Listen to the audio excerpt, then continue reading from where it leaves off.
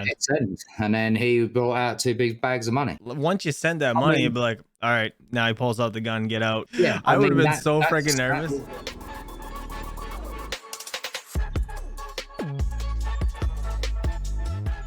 What's going on, miners? I'm Chump Change JXD, and today I'm here with my co-host Yeti, and we're going to be talking about the dark web experience and Bitcoin. Let's kick it right off. Mr. Yeti, how did you first hear about Bitcoin? My history with Bitcoin came from a bit of a weird area, really. I used to hang around with the wrong kind of crowd, shall we say, is probably the easiest way to describe it. A lot of these sites used, something called Bitcoin to pay for services or be paid for services. Early on, I adopted looking into Bitcoin, the good, the bad, what's the dangers, what's the benefits, because I saw it long term as if it goes up, then my money that I'm being paid is worth, X number amount more than what I would have had. Right. Interesting. So my first question here is, you came across Bitcoin for the first time on the dark web, right? Obviously, mixed up with the wrong people being on that stuff in general is always dangerous. But how did Bitcoin get its initial value when it comes to like trading Bitcoin, or like, if you're buying something, even illegal or legal, it doesn't really matter. Just in general, how do you know how to value that amount of Bitcoin for that item? That's a really good question, because when I first looked into Bitcoin, that was one of my questions as well. Well, how does this have a value right now? Right. There wasn't, what we've got today, where we've got, maybe 20 different exchanges we can use. We can swap it to something else that we might want instead. There wasn't much of that around at the beginning.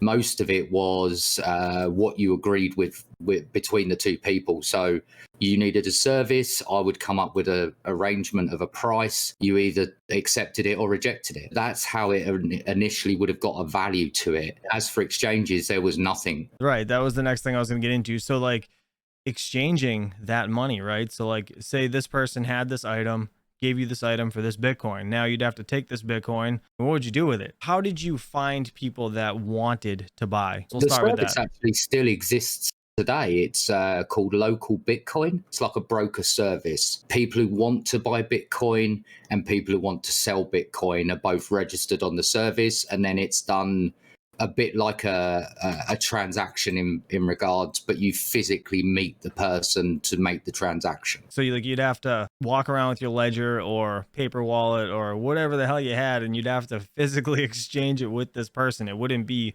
random. It would be physical peer-to-peer transactions. Yeah, it wouldn't even be like check or anything like that. Usually it was you sent them the Bitcoin, they gave you cash. So obviously most of us haven't heard about Bitcoin until exchanges and all that, and then it became like mainstream stuff.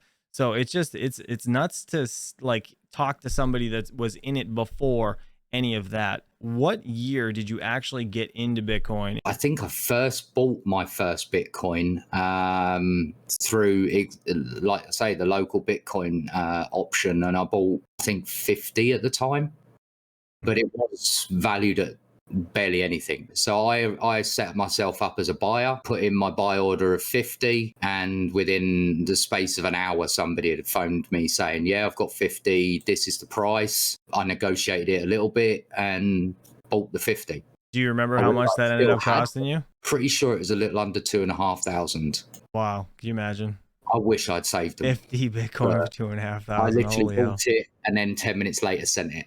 So I mean, that's brutal to even think how much like that is worth now, and how little it was worth back then. But yeah, that's a big transaction in today's money. Right. So now how did so you went to purchase the first time, right? Now how did the whole mining thing for you come about? So once I'd started delving in a bit more with Bitcoin, it was a case of, well, I can earn this rather than buying it. And then it was a case of, well, okay, how much is the technology going to cost me to purchase some equipment that can do it properly? Because we trialed it on the PCs and CPUs were okay, but the amounts were very small.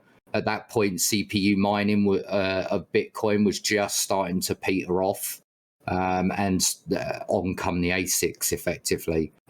So I bought some USB block eruptors, the same eruptors that Mr. Hawk Crypto has actually still running to this day, funnily enough. That's his lottery machine that he was mentioning to us. It's a Bitcoin solo miner with 9 block eruptors.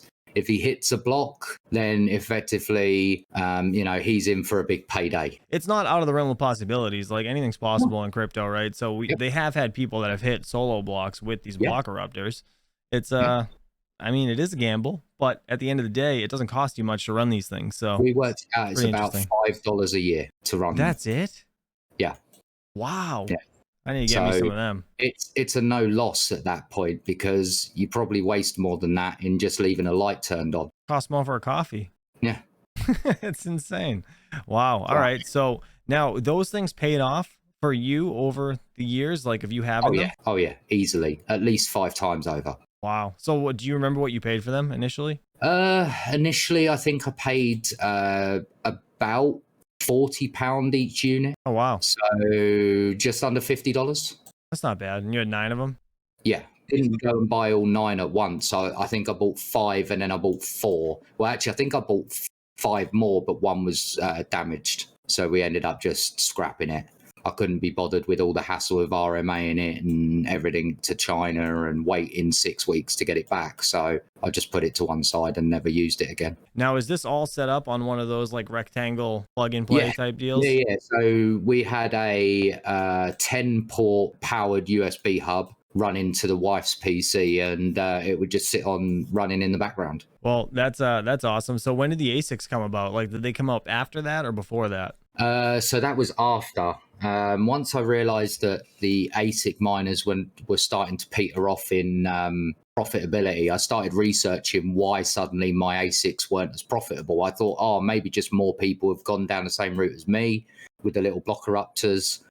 And then I came across the ANTMiner S1, which took one of these little, block eruptors and annihilated it basically, because the ANTMiner S1 was like 10 times the performance for, all right, it was a bit more watts, but the amount of revenue that you were making compared just blew it out of the water. So I kind of done the same as I've done with all of my times of mining. I went a bit big and went and bought 4. Oh, wow. Yeah, I mean, again, crypto's a gamble. Everybody knows that. But, I mean, if it worked, it worked, right? Was, I believe, end of 2014, early 2015, when I bought the ANTMiner S1s. And they were a little bit more pricey. Don't get me wrong. They were $400 each, which in today's terms of ANTMiners is nothing. Right. But, $400 back then for a mining piece of mining equipment on a network that hadn't even been proven at the time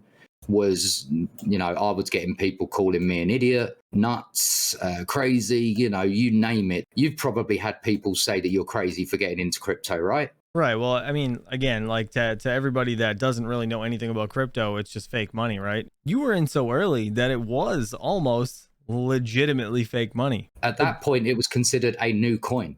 Right. It's just like, it's more or less just black market style selling, trading. That's it. Right. Because obviously now getting back to like the whole dark web stuff, right? Like that is a whole nother like realm of possibilities that most normal people don't even realize it exists. And obviously we're not going to get too far in depth with it, but if you guys are interested in dark web type stuff, please let us know down in the comments below, and Mr. Yeti and myself can do a little bit more deep diving into that kind of stuff. I really want to know like your experiences with buying Bitcoin, selling Bitcoin, everything. So give us one of your best stories that you could think of, where it started, and give us like a timestamp, like what year was it? How did it go? How did it make you feel? So I think the first time I ever sold actually any Bitcoin, it was early December 2017 is my very first sell. Rather than me buying it and then just sending it off to another Bitcoin address, it was the first time I ever sold it to actual hard cash. So I went on local Bitcoin. I put in my request to sell, I think it was 6 Bitcoin at the time. Oh, geez. Even back then, it was a big sell order, right? I had a lot of people offering me one price, then I'd get another call call, somebody offering me a higher price. So it was like a brokerage, right? You just inundated with people wanting to buy it. That's you know, wild. giving you a price, and it was down to me to decide who I dealt with. I also wanted somebody fairly close because I didn't want to have to travel like 4 or 5 hours to go pick it up, because I knew I was going to be picking it up in cash. Right. The worry was, 4 or 5 hours in a car with that much cash on you is never a sensible idea. Right, because you get pulled over. It's like, how the hell do you explain all this money? How do you explain this to the police officers? And so I agreed a sale. It was about an hour's drive from here. I pull up. This is like a high street, right, with all shops down both sides. I'm thinking, well, he must live above the store, or like a store or something, or it's an office building somewhere around by. And he comes out of a fried chicken shop. Now, at any point, did you feel like you were doing like something wrong this whole time? Not something wrong, but I thought something was about to go wrong, because like I was expecting to see like a businessman, like a chap that's been doing brokerage and stuff like that. But no, it was just an ordinary business owner of a fried chicken shop. That's insane. Dude, Yeah. I'd feel like I was gonna get robbed. Like I feel like I'm setting myself up for like the worst drug deal ever. Honestly, the worst of it. So he invites me in, knowing full well he's got to deal with a lot of money, right? So he shuts the door and locks the door. I'm like, here we go, something's going to happen now. And no, not at all. He invites me to sit down, have some food while we're waiting, because obviously the money machine's still counting up money. And a money machine. Oh yeah. He had the money machine. It was sitting there counting like stacks. And then I still can't believe this to this day, but he literally pulls out effectively two big carrier bags full of money and just drops them on the table and says, can you count that, or do you trust me that there's enough in there? At this point, I can't sit there and try and count this thing. He's had a money machine probably on it all day, double checking everything. So I'm just like, no, I trust that it's there, all there. Like, I mean, I looked at this, I've never seen so much cash in one place, Right, for this essentially, just fake money that just came out. It's still new to everybody. My father, was the biggest skeptic going when it came to Bitcoin. The day after, he was the biggest believer. I was gonna say that changed his mind by itself. When I come back and pulled out two big bags of money, even he said, I've never seen that much ordinary cash except at a bank. That's like crazy. It blew me away. Trying to sort it out with the tax man was awful, because obviously the tax man was like, what is this? We finally settled on that it was considered a digital asset, and I paid my tax on it. But yeah, it was hard work to try and organize the tax, how much I needed to pay on it, because they didn't even have a bracket for it. So they just charged me my standard tax rate, which was actually a good thing, because now crypto over here has its own tax band, albeit it's at the same price now as what a normal tax is at the moment, but that could change at any moment because it's under its own bracket now. Right, like for us, it's like considered capital gains. Yeah, that's nuts. It's over here. Just couldn't believe that. I sent him, I think, like in total, because I went 4 times to him. With the same guy 4 times? Yeah, 4 times. Oh damn. Oh yeah. Like I've still got him on my phone. Actually, I still speak to him on a regular. So the funny thing is, like, that was the first one. The second one, I'd already sent it to him before I'd left, because I trusted that he would pay me, and he had already sold it to somebody else before I even arrived. In and out, gone. Like, I couldn't believe it. Like, that's like crazy to think that now, and that's how effectively the first exchanges were. Like, that's what I was gonna say. Person, right? Literally person to person. How did you do this in his shop when you showed up? Right, like you brought your computer, you just transferred it in front of him, and then he brings out the money. Like, yep, that's exactly what we did. I loaded up my wallet. He could see that it was there. He could check it on the block exchange to validate that the address was synchronized and that all the funds were there. He validated that side. He said, can you send it to this address? Hit send. And then he brought out 2 big bags of money. Once you send that money, it'd be like, all right, now he pulls out the gun, get out. Yeah, I would have been so freaking nervous. That was a big worry of mine when I first came to sell it. Like, even the wife, like, she was like, you're going to get mugged, you're going to get robbed, or you're going to get beaten the hell out of for your Bitcoin. I'm like, no. We've got to have the faith that there are legitimate people buying and selling. And, it is now a commodity at that point. At 2017, it was just starting to get its first real peak. like, I think it peaked out at like 18,000 over here. I mean, at that point, we were just like, let's get rid of it. Let's chop some in, because we had a 11.5 that we had mined. Yeah, I'll put it on the screen so people could see it. I mean, it shows that I mined 11.5. 11.5's left the account because I've managed to put away for a later time. Right. That's what I call my pension pot. I'll bleep that out, the total amount that you put aside. But now, you said you talked to this guy on a regular still, or are you used to anyways? Yeah. Oh yeah, still. Can I ask, did you ever ask him why he never bought ASICs or just mined it himself instead of? Yeah. I actually asked the question on the I think the third or fourth trip. I was like, why aren't you mining this? Like, you make so much more. And his answer was, I have no technical understanding other than that I'm a businessman and I know hard cash. Well, that makes sense. I mean, I get that. But realistically, like, I'm a blue collar worker, right? Being a plumber, it is difficult getting into something like this. It's literally like learning a new language when you're trying to become, you know, a miner versus like just what you do on a daily basis. But still, like, he had the knowledge to be able to receive the Bitcoin and send the Bitcoin to somebody else, and even find this random website where you could just trade and sell this, like, you know, peer to peer, all on your own without an exchange. That is impressive alone. It's really not that hard to set up a Bitcoin miner at the end of the day compared to that stuff, I don't think, anyways. I mean, just some people were scared of the fact that you've got to run your PC 24/7. Some people didn't understand the concept of it, you know. But when they understand the you know, businessmen and women, they know finances, right? They know in and out. They know what profit margin is. So to him, I guess that being that he was running a fried chicken shop was probably easier to work with him within what he knew. That's wild. And he would make it, like, at one point he was making more money than his chicken shop was by buying and selling Bitcoin. God damn, I can imagine.